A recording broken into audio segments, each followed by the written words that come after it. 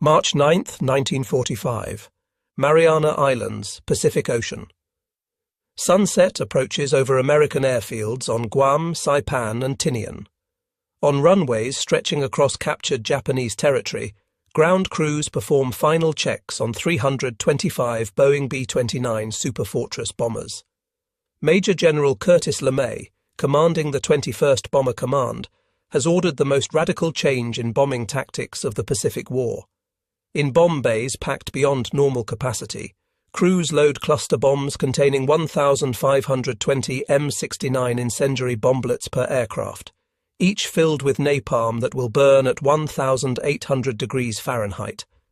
The objective is strategic, yet controversial: the densely populated Shitamachi district of Tokyo, where 750,000 people live in wooden homes packed into just 12 square miles. At 17:35 hours, the first silver B-29 lifts off from Guam's North Field. Through the gathering darkness comes the roar of Wright R-3350 engines as bomber after bomber takes to the skies, flying individually rather than in formation, stripped of most defensive guns to carry double their normal incendiary load. Leading the attack are Pathfinder aircraft that will mark the target with a burning X visible from miles away, followed by the main force dropping their loads from just 5,000 to 7,000 feet, a fraction of their designed bombing altitude.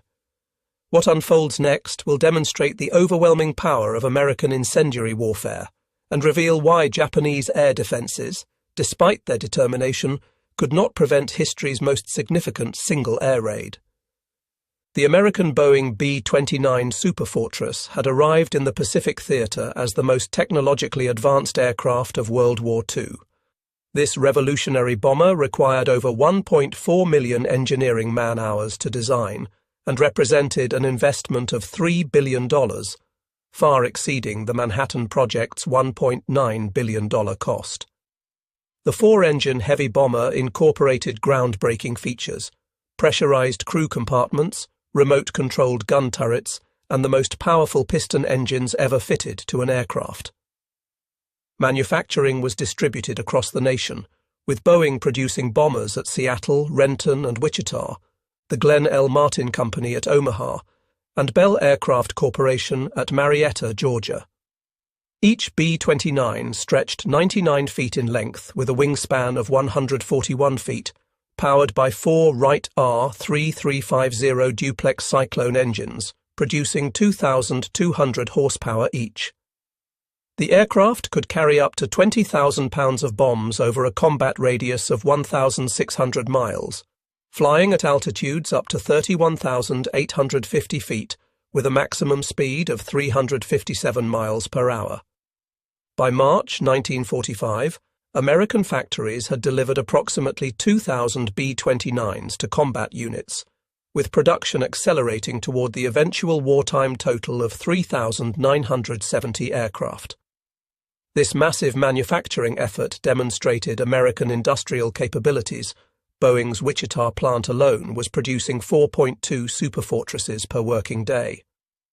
The 20th Air Force, commanded personally by General Henry Hap Arnold, had deployed these strategic bombers first from bases in China beginning in June 1944, then from the newly captured Mariana Islands starting November 17, 1944. The 21st Bomber Command operated 3 bombardment wings from the Marianas: the 73rd Bombardment Wing and 313th Bombardment Wing based on Saipan, and the 314th Bombardment Wing on Guam. These units could deploy over 300 B-29s for a single mission, each aircraft maintained by specialized ground crews working around the clock. Standing in stark contrast was Japan's air defense system by early 1945. The Imperial Japanese Army and Navy operated separate, uncoordinated command structures with minimal communication between services. Their primary night fighter, the Nakajima J-1N Gecko, Moonlight, had been hastily converted from a reconnaissance aircraft. Armed with twin 20mm Type 99 cannons firing upward at a 30-degree angle and another pair firing downward, the Gecko could theoretically attack bombers from unexpected angles. However, Japan had produced only 479 of these aircraft throughout the war, with many already lost. The Kawasaki Ki-45 Toryu Dragon Killer served as another night fighter option, equipped with a 37mm cannon in the nose and oblique-firing 20mm cannons, but only 1,701 had been manufactured since 1941. Without radar for night interception, these aircraft relied on searchlights and visual identification, nearly impossible tasks against fast-moving bombers in darkness. Ground-based defences were equally inadequate. Tokyo possessed fewer than 500 heavy anti-aircraft guns defending the entire metropolitan area. The Type 99 88mm gun provided the main high-altitude defence, while the Type 98 20mm cannon offered close-range protection with an effective ceiling of only 11,500 feet. Most critically, Japan lacked fire control radar for anti-aircraft artillery, depending instead on optical rangefinders and sound locators that became useless in poor weather or at night. The numbers told a challenging story. While America could deploy hundreds of B-29s from the Marianas alone, Japanese forces operated perhaps 200 operational night fighters throughout the home islands by March 1945. Fuel shortages restricted training flights, leaving new pilots with minimal night flying experience. Aviation gasoline had become so scarce that many aircraft were grounded to preserve fuel for defensive operations against the expected American invasion.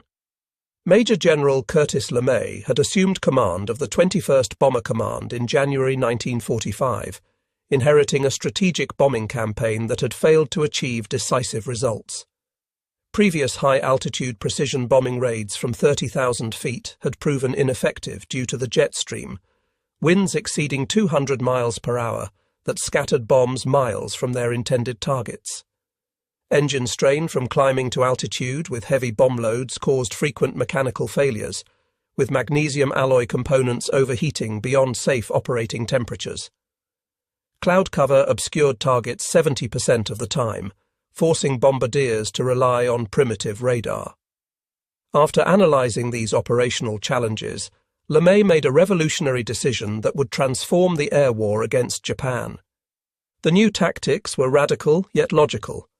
LeMay ordered all defensive guns removed except for tail positions, allowing each B-29 to carry 7 tons of incendiaries instead of the usual 3.5 tons of high explosives.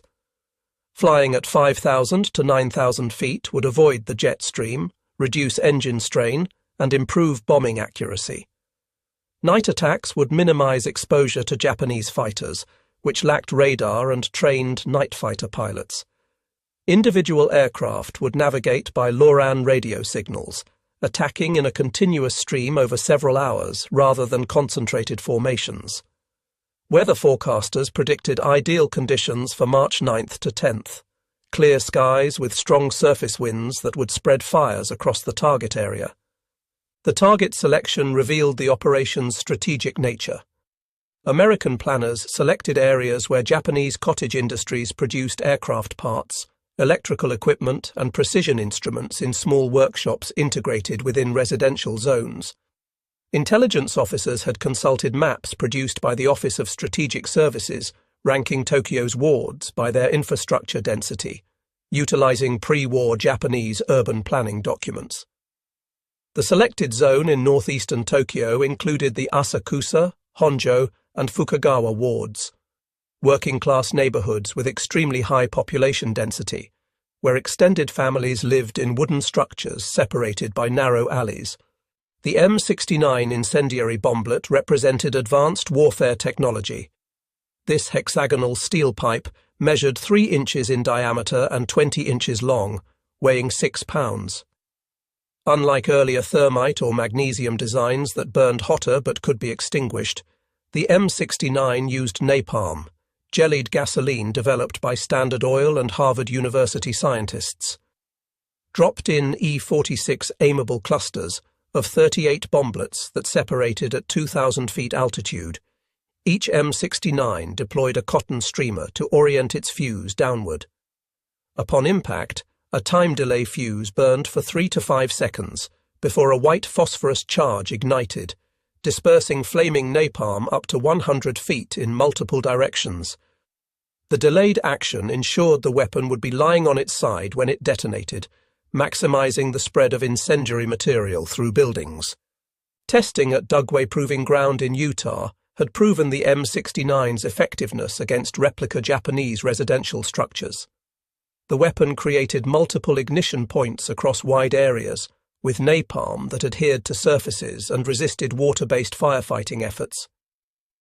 A single B-29 carried 40 cluster bombs containing 1,520 individual bomblets, with 279 bombers ultimately reaching the target from the 325 launched. Operation Meetinghouse would drop approximately 424,000 incendiary bomblets on Tokyo, creating an unprecedented concentration of incendiary devices. American planners calculated this density would create a self-sustaining conflagration where separate fires would merge, generating powerful wind currents that would spread the inferno beyond the initial impact zone.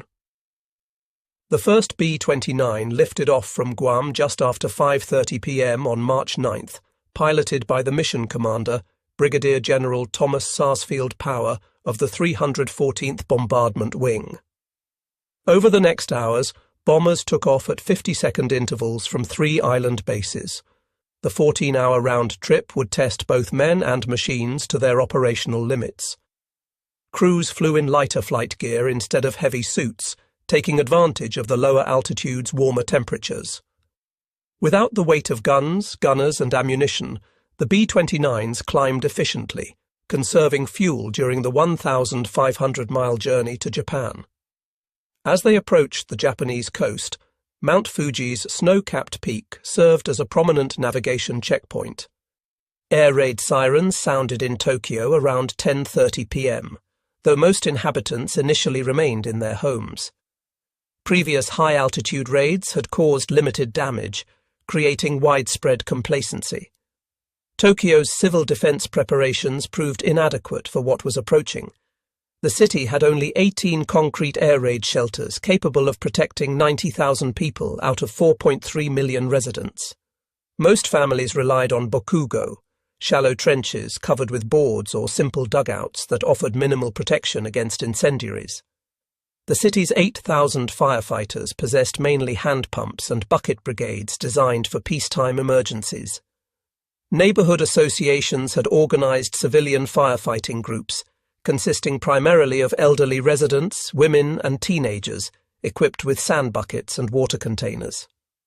The first Pathfinder B-29s arrived over Tokyo at 12:08 a.m. on March 10th, approaching from different directions to mark the target zone. Flying at just 5,000 feet, they dropped M47 napalm bombs that immediately created visible fire markers, forming an enormous burning X. The main force arrived minutes later, with bombardiers aiming for the illuminated marker. Weather conditions proved significant for the operation. Clear visibility with surface winds between 17 and 28 miles per hour, though gusts reached up to 45 miles per hour. As the M-69 clusters separated and descended, observers described them as metallic objects glinting in the firelight, a sight that preceded unprecedented urban destruction. Within minutes, thousands of individual fires erupted across the target zone. The strong winds quickly spread flames from building to building, merging separate blazes into a massive conflagration. Temperatures at ground level exceeded 1,800 degrees Fahrenheit, sufficient to melt glass and metal infrastructure. The superheated air created powerful updrafts, generating intense wind vortices that lifted debris high into the air. Streets became impassable as asphalt ignited, and wooden buildings collapsed from the extreme heat. The sound of the inferno overwhelmed all other noise, while smoke and heat reduced visibility to mere feet. 24-year-old Yoshiko Hashimoto was at home in Tokyo's Sumida district with her 13-month-old baby when the attack began. Her husband, an army officer, was on guard duty across the city. She would later provide testimony for historical records. The B-29s were dropping numerous firebombs, and it sounded like heavy rain. I was astounded to see the intensity of the air raid. I had never seen one before. As fires spread rapidly, Yoshiko fled with her parents, baby and sisters through streets filled with evacuating residents. The narrow alleys of Shitamachi became extremely dangerous as thousands attempted to escape simultaneously. Parents became separated from children in the confusion. Elderly residents who fell were unable to continue. Firefighting brigades abandoned their equipment when temperatures made it impossible to approach the flames. At the Sumida River, Yoshiko witnessed scenes of chaos. Burning debris was falling around us, and the wind was intensifying. Burning materials, signboards, wooden doors, and household items were airborne. Warehouses on both riverbanks were engulfed in flames. Her father pushed her and the baby into the water, an action that saved their lives, but her mother perished along with Yoshiko's father and sister Etsuko. Across the burning district, similar tragedies occurred repeatedly. Those who entered canals faced extreme water temperatures. Others were overwhelmed in the rush as thousands tried to reach water simultaneously. The conflagration's winds were powerful enough to move people significant distances, while some were found far from their original locations. Police stations, hospitals, and designated evacuation centers became surrounded by flames. At Kikukawa Elementary School, a designated shelter, investigators later found only metal objects and remains among the ashes where hundreds had sought safety. Buddhist temples that had existed for centuries were destroyed, along with those who had sought shelter there. The extreme conditions created by the inferno meant that even those in shelters faced severe challenges from heat and smoke. The superheated air caused severe respiratory damage to those exposed even briefly. Following the raid, casualty estimates varied significantly among different authorities. The United States Strategic Bombing Survey calculated 87,793 fatalities and 40,918 injuries. The Tokyo Metropolitan Police Department reported 83,793 deaths and 40,918 wounded. The Tokyo Fire Department estimated 97,000 killed and 125,000 wounded.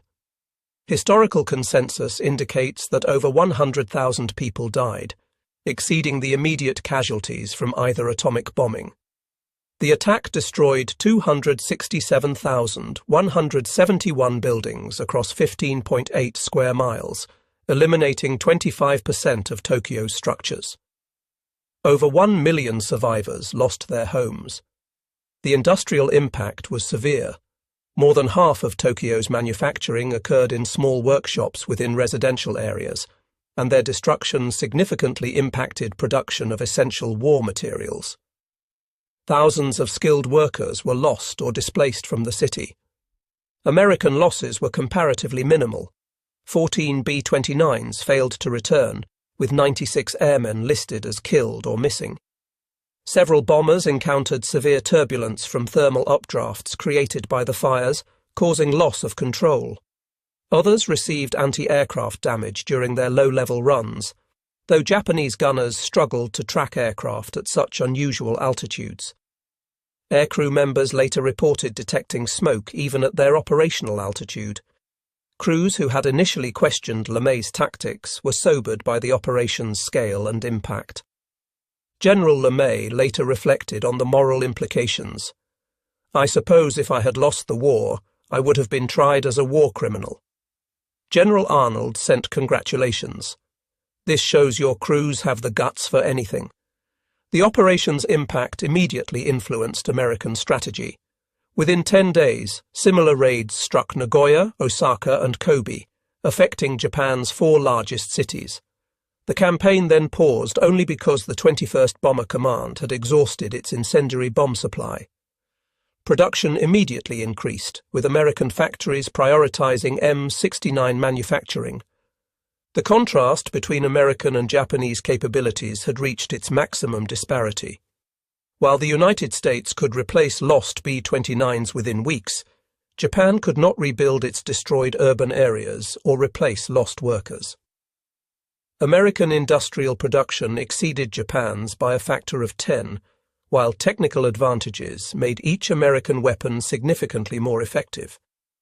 The B-29 program's $3 billion cost exceeded Japan's entire 1945 military budget. While America produced 50,000 tons of incendiary bombs monthly by mid-1945, Japan struggled to maintain basic ammunition supplies. The methodical nature of American operations reflected a scientific approach to warfare. The Chemical Warfare Service had constructed detailed replicas of Japanese neighborhoods at Dugway Proving Ground using pre-war architectural plans. Standard Oil Development Company created napalm through extensive chemical research. Harvard and the University of Chicago contributed analytical studies on fire propagation patterns. This integration of scientific research with military operations contrasted with Japanese military doctrine that emphasized traditional values over material considerations, an approach that proved inadequate against modern warfare methods. Japan's inability to develop effective countermeasures demonstrated strategic limitations.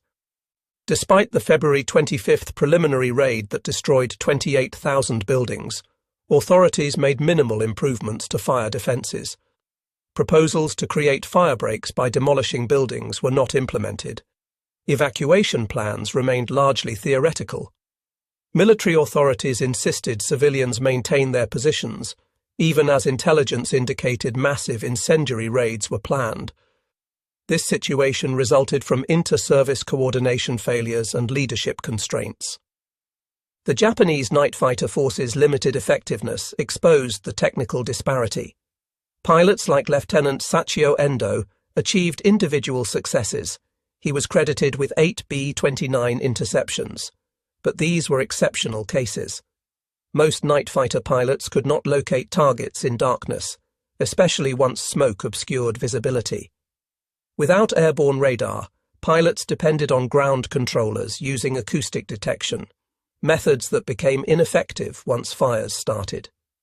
The few pilots who intercepted B-29s found their 20mm cannons often insufficient against the bomber's robust construction, unless they achieved critical hits on engines or fuel systems. Some pilots attempted ramming attacks, sacrificing themselves for single bomber kills. Tokyo's fire department exemplified Japan's infrastructural limitations. The city operated 286 fire engines, mostly manual pump units requiring multiple operators. Water pressure was insufficient for large-scale firefighting, while infrastructure damage compromised the water distribution system. Fire department procedures emphasized protecting individual structures through traditional methods, approaches inadequate against thousands of simultaneous ignition points. When the conflagration began, most fire companies were overwhelmed rapidly, their equipment destroyed and personnel forced to evacuate. The psychological impact on survivors was profound and lasting. Many described feeling that traditional protection systems had failed. Refugees departing Tokyo spread accounts throughout Japan, their experiences contradicting official information about the war situation. Worker attendance at factories declined significantly as civilians lost confidence. The term routine air raid entered common usage as cities were systematically targeted. By August 1945, 66 Japanese cities had experienced major incendiary attacks, with much of urban Japan severely damaged before the atomic bombings occurred. The operation's success influenced American planning for Operation Downfall, the planned invasion of Japan. Military planners calculated that continued incendiary raids would eliminate remaining industrial capacity by October. LeMay believed that strategic bombing alone might compel surrender without requiring invasion. Joint Chiefs of Staff estimates indicated that conventional bombing had already caused approximately 900,000 civilian casualties and would cause millions more if the conflict continued. These assessments influenced President Truman's decision regarding atomic weapons, viewing them not as alternatives to conventional bombing, but as potentially decisive psychological weapons. The human dimension transcended national boundaries. American air crews carried psychological burdens for years, processing their role in the operation despite wartime context. Richard Bale of the 9th Bombardment Group could observe the fires clearly from his aircraft, an image that remained with him. Japanese survivors lived with lasting physical and emotional effects. Families on both sides experienced irreplaceable losses that affected multiple generations. The raid created numerous orphans and widows, overwhelming social support systems and contributing to post-war challenges. Recovery efforts revealed the comprehensive nature of the destruction. Medical facilities in the target area were eliminated, along with educational institutions, religious buildings, and administrative centres. The morning of March 10th revealed a transformed landscape where eastern Tokyo had existed. Only concrete and brick structures remained standing across miles of ash-covered ground. Survivors searched through unrecognizable areas for landmarks that no longer existed. Recovery teams required heavy equipment to clear areas. Many victims could not be identified. Mass funeral services continued for weeks. Waterways remained blocked with debris for extended periods. The industrial impact exceeded initial projections. Tokyo's eastern districts contained thousands of small workshops where families produced specialized components: precision instruments, electrical components, mechanical fittings. Their elimination disrupted supply chains, supporting major factories. The loss of experienced craftsmen, machinists, and technical specialists who required years of training proved irreplaceable.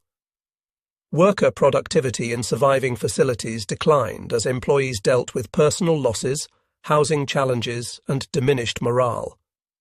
The campaign's expansion proceeded systematically.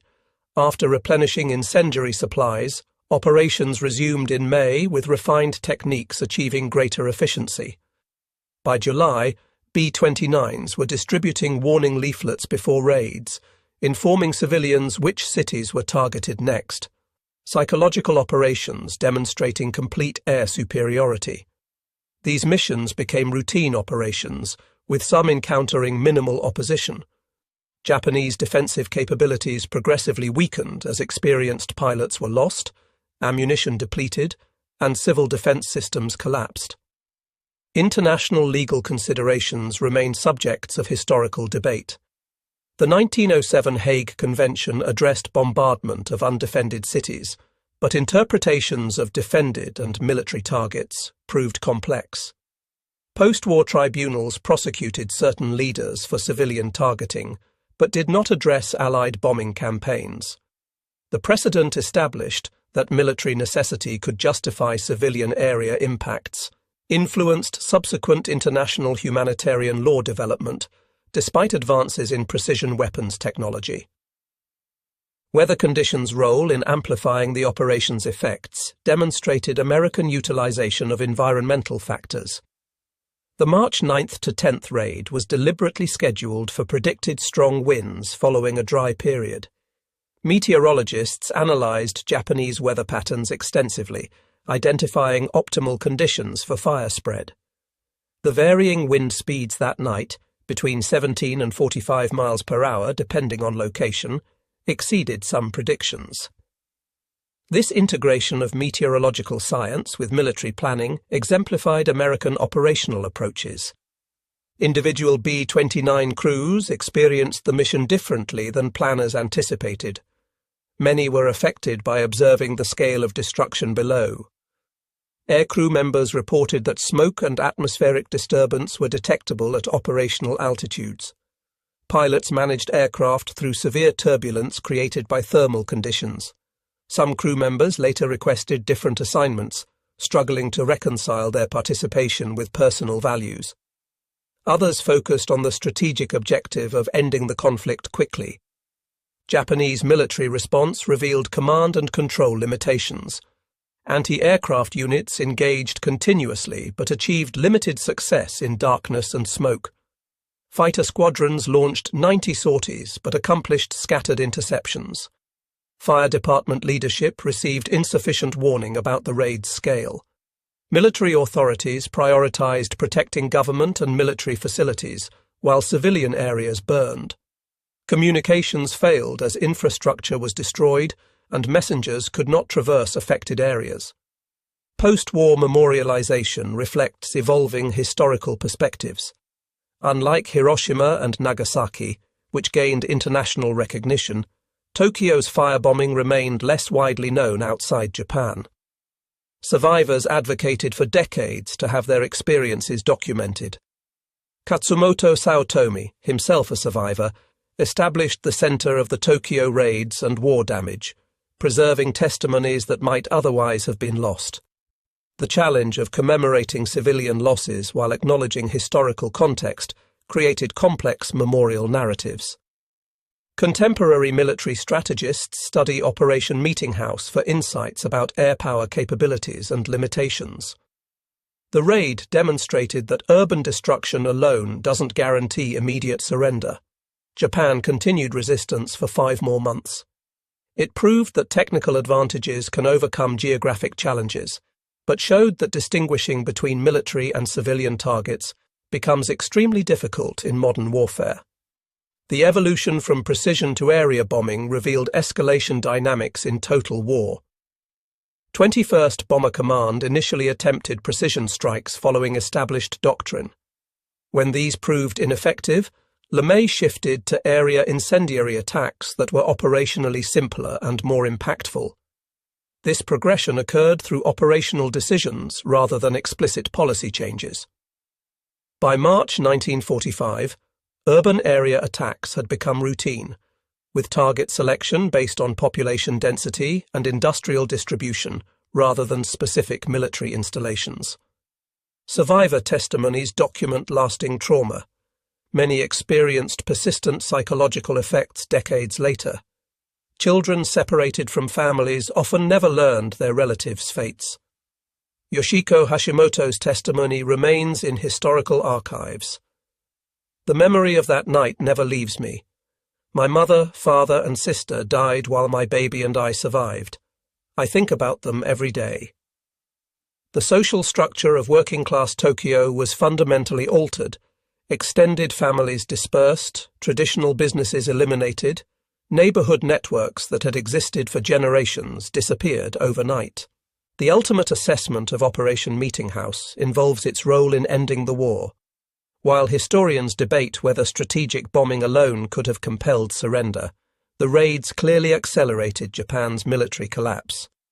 The systematic urban destruction created conditions where continued resistance became increasingly difficult. Emperor Hirohito later referenced the bombing campaigns and domestic situation as factors in the surrender decision. The 100,000 who died in Tokyo contributed to ending a conflict that invasion might have prolonged, potentially causing millions more casualties, a calculation that provides little comfort to survivors but influenced strategic decisions. The story of Operation Meetinghouse illustrates warfare's evolution from limited military engagements to comprehensive societal conflicts. Residential areas built over generations were destroyed in hours by weapons manufactured thousands of miles away. The conflict that began with territorial expansion ended with advanced technology affecting civilian populations who had minimal direct military involvement. The disparity between B-29s carrying sophisticated incendiaries and Japanese defenders equipped with basic firefighting tools illustrated the decisive importance of industrial and technical capabilities. The historical irony remains that this operation's impact was overshadowed by atomic bombings 5 months later.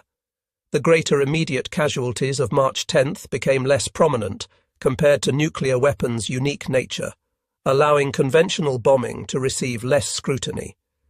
This historical perspective permitted continued development of conventional area effect weapons, various incendiary weapons in subsequent conflicts, without the prohibition associated with nuclear arms. The statistics provide only partial understanding. 325 B-29s launched, 279 reaching target, 1,665 tons of incendiaries dropped, 15.8 square miles affected, 267,171 buildings destroyed, 100,000 casualties, 1 million displaced. Behind each number were individuals: American aircrew members executing military orders, Japanese families in residential areas, children separated from parents, survivors dealing with profound losses. Operation Meetinghouse remains history's most destructive air raid, serving not as a military achievement, but as a sobering reminder about modern warfare's capacity for destruction, where strategic objectives can justify extensive civilian impact and entire populations become affected